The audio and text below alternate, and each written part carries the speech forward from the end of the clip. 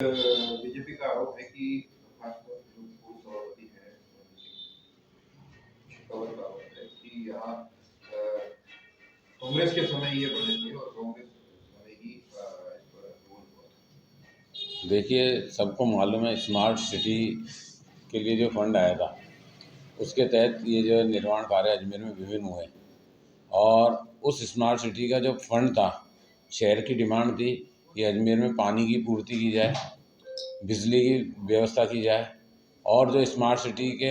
मापदंड होते हैं उन पे अजमेर खरा उतरे, जिसमें 24 घंटे पानी हो, चाहे 24 घंटे बिजली हो, चाहे वाईफाई हो, चाहे हमारे अजमेर के अंदर जो है हम दूसरी सारी व्यवस्थाओं को लेके, चाहे ड्रेनेज सिस्टम हो, चाहे हमारे रोड हो, उनके लेके जो बात हो रही थी अजमेर की जो मूलभूत सुविधाओं को लेके, उसको दरकिनार करते हुए यहाँ के जनप्रतिनिधि और तत्कालीन अधिकारियों ने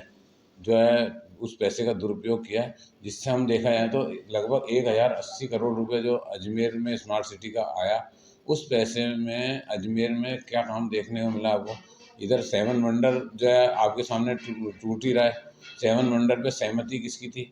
आप उस टाइम जो यहाँ हमारे जिला कलेक्टर थे और साथ में जो जनप्रतिनिधि हमारे दोनों विधायक थे, इसके अलावा भी हमारे जो आज आज अगर हम ये करें तो मेयर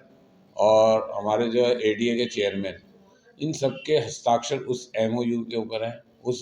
पूरे प्रोजेक्ट के ऊपर है। साथ ही जो है उसके अंदर जितना भी जो इन्होंने यहाँ काम किया अजमेर में, उसका काम की बात ही नहीं करें, आप तो एलिवेटेड रोड की भी बात कर लें तो एलिवेटेड रोड से हर व्यापारी परेशान है। टेक्निकली देखा जाए तो अजमेर का नीचे का पूरा जो मूलभूत ढांचा है वो अजमेर का बिगड़ चुका है। तो अजमेर के पूरे स्मार्ट सिटी के पैसे को इन्होंने धूल चटा दी है और उसका खामियाजा अजमेर की जनता भुगत रही है। और मैं तो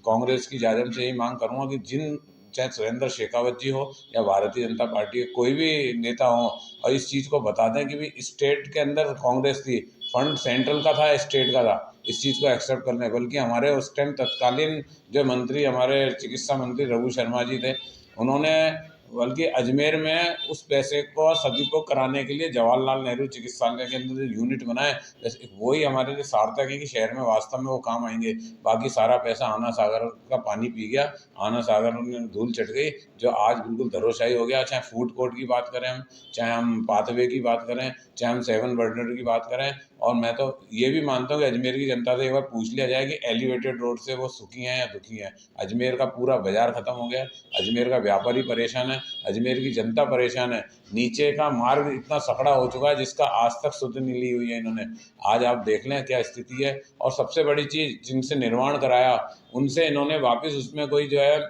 गारंटी भी नहीं है उस निर्माण की, क्योंकि जो भी निर्माण होता है उसमें गारंटी होती है 5 साल 7 साल के लिए कि भी जो भी मेंटेनेंस होगी, जो भी होगी, उसकी समझ जिम्मेदारी ठेकेदार की है। क्योंकि पूर्व में जब हमने नीचे के एलिवेटेड रोड के नीचे के लिए जब बात की तो हमें जो है उस वक्त तत्कालीन कलेक्टर थे राजपुरोहित, उन्होंने कहा कि भी जब ये सरकार ने जब इसका वो किया,